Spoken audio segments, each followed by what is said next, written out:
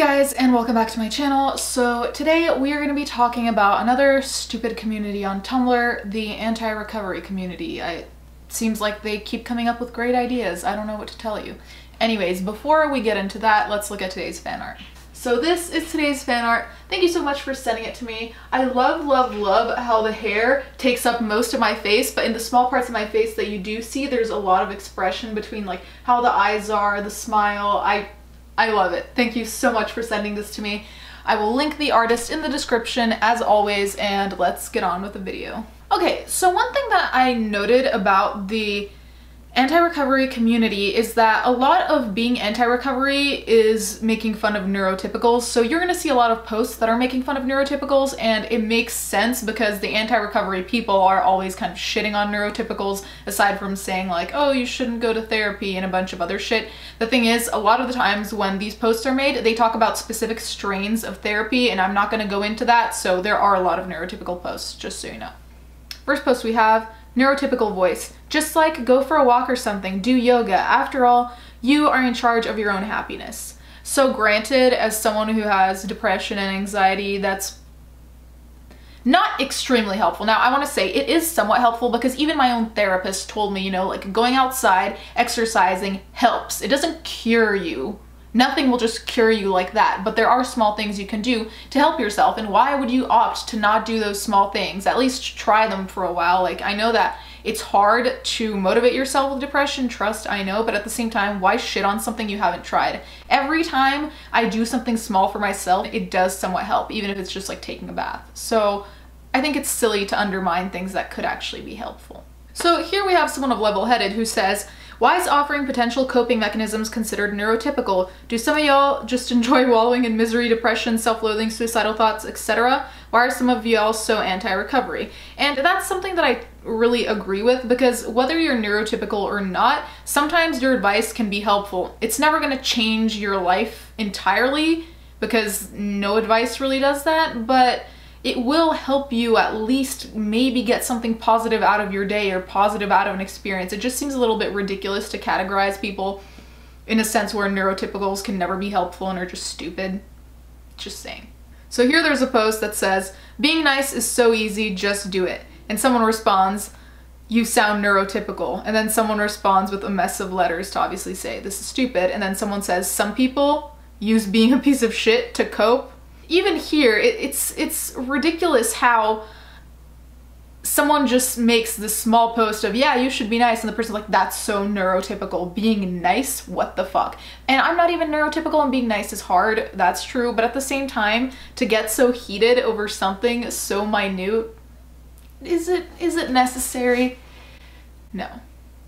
So here we have another post, which is attached to the neurotypicals, and I've seen a lot of neurotypical stuff being attached to being cis and straight, which I don't know why those things are all associated. I guess they're all considered normal or whatever, but this post says, don't let Tumblr make you think that being straight is okay, being cis is okay, being neurotypical is okay.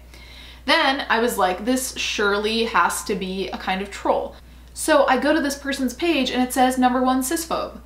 And then in their about me it says, I don't tolerate anything of straight, cis, neurotypical, etc. There was a whole jumble of words I just stopped reading, but it's just kind of like, where are you getting this from? And you know, like, there's nothing wrong with having your mental illness, and there's nothing wrong with not having a mental illness, and honestly, I think that most people who have mental illness would rather not have it. So to shit on neurotypical people seems a little bit ridiculous, because I know that I would rather not have depression and not have anxiety, but that's just me. So in continuation of that neurotypical kind of hate that's going on in the anti-recovery community, there's this famous meme that says, we can't all be neurotypical, Karen. This person brought it further and made a frickin' cake with that on it, saying when neurotypicals just don't get it. Haha, how relatable. I mean, I don't understand why you would want to separate yourself from someone who could be supportive of you and, you know, your struggle. Even if they don't know what you're going through, it doesn't mean they can't support you. It doesn't mean they can't be there for you. A lot of people that I'm friends with are neurotypical, and it doesn't mean that they can't be there for me. So what's up with that? Here's another one. Y'all say anti-recovery as if it's a bad thing. Fuck the idea that becoming neurotypical should be the goal instead of being a happy neurodivergent person. Not only is recovery steeped in ableist ideas of what a healthy person should be, but it's also largely unattainable, and trying for it usually leads to more psychic distress. Okay.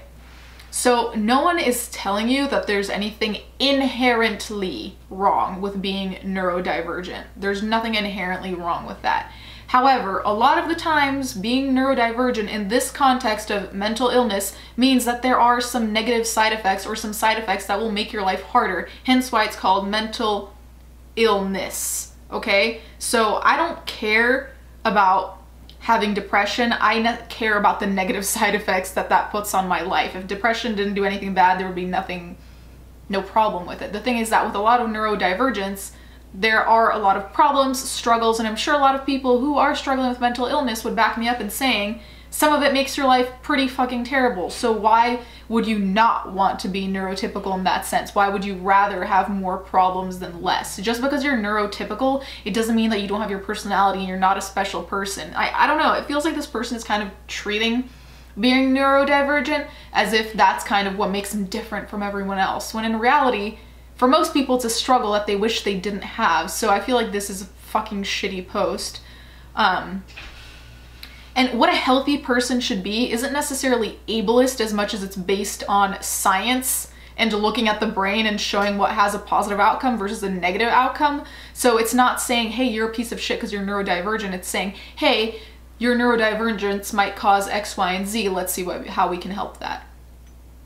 But I mean, if you don't want your help, I digress, don't take it.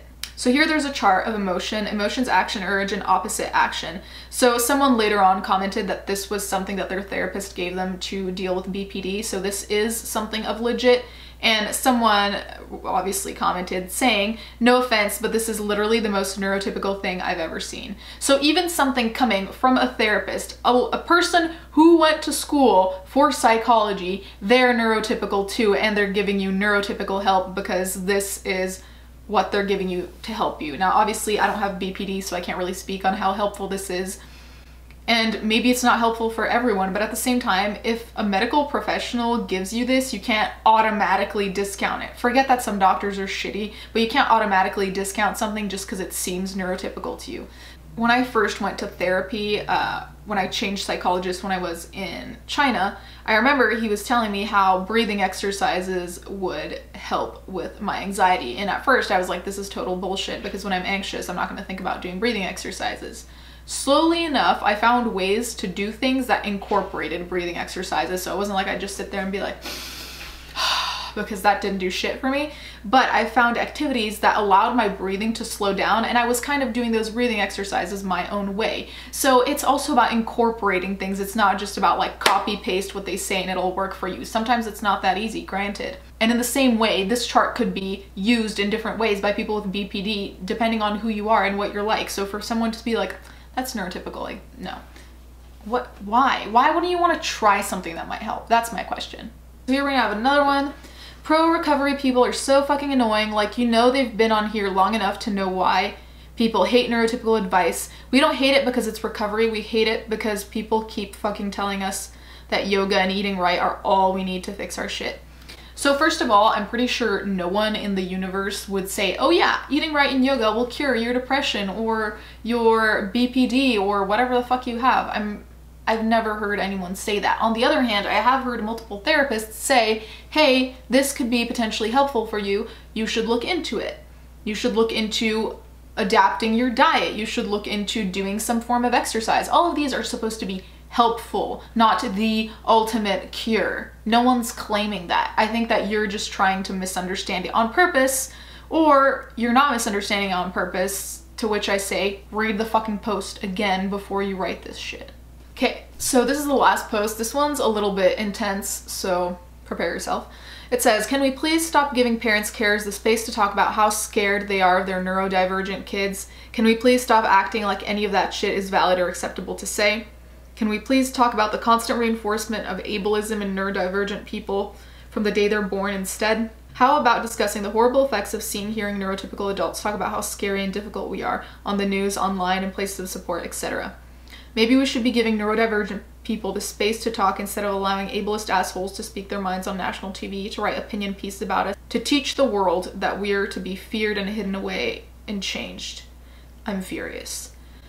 So, okay.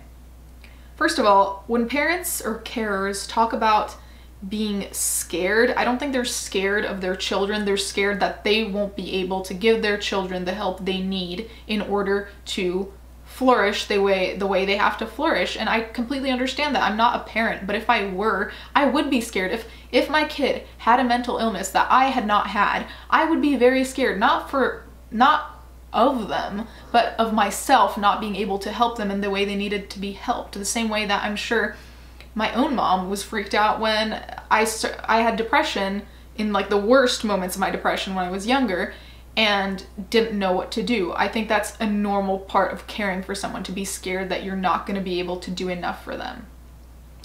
Then I don't know what's wrong with saying that. I think it's better to say it and seek for help so you can take care of someone, rather than shut up and be like, whatever. Like, what's wrong with saying that? What's the problem? If you're facing issues, what's the problem? Then, the horrible effects of seeing, hearing neurotypical adults talk about how scary and difficult we are. I haven't seen that myself, to be honest, so I can't really speak on that. And I definitely agree that we should give neurodivergent people the space to speak, but we should also give, you know, medical professionals in psychology a place to speak too, so we can let people tell their piece, and then we can let the medical professionals tell parents or carers how to help kids who might have X, Y, or Z. I don't really see what the problem is with all of this. On the contrary, it kind of seems like this person is looking to be angry, because at the same time, if parents and carers weren't talking about this, I'm pretty sure this person would be pissed. And here the parents and carers are talking about it and the person is pissed. So it's what are they supposed to do? Please let me know. Anyways, guys, let me know what you think of all these posts. Let me know if you've had any experience with this kind of community. And thank you guys so much for watching. I'll see you next time.